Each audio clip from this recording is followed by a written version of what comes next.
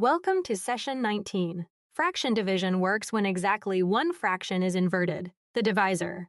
Underlining the divisor prevents the most common reciprocal error. Today you will identify the divisor, multiply by its reciprocal, simplify, verify with multiplication, and reject a zero divisor. Keep the dividend, change division to multiplication, and replace the divisor with its reciprocal. For negative 5/6 divided by positive 10/3, keep negative 5/6 and multiply by 3/10. Different signs give negative. Cancel 5 with 10 and 3 with 6, leaving negative 1/4.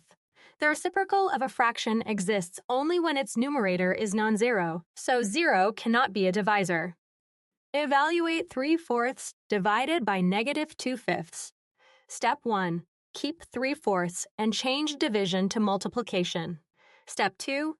Replace negative 2/5 with its reciprocal negative 5/2. Step 3. Multiply and simplify to negative 15/8. Therefore, the quotient is negative 15/8. Check. Multiplying negative 15/8 by negative 2/5 returns positive 3/4. Evaluate negative 2 1/3 divided by negative 7/9. Step 1. Convert negative 2 1/3 to negative 7/3. Step 2. Keep the dividend and multiply by the reciprocal negative 9/7.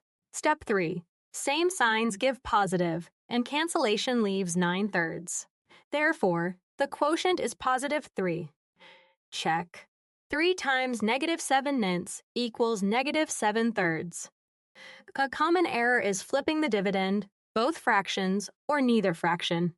Only the divisor answers the question, how many divisor size groups fit? Use the correct method, underline the second fraction, and invert only that fraction. Therefore, keep, change, reciprocal protects the original division relationship. A negative 3/8 meter change is split into sections of positive 3/4 meter. Step 1. Write negative 3/8 divided by positive 3/4. Step 2. Multiply by the reciprocal 4/3. Step 3. Cancel 3 and 4 with the denominators to get negative 1/2.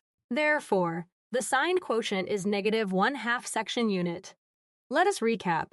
Keep the dividend, multiply by the reciprocal of the divisor, then simplify and verify.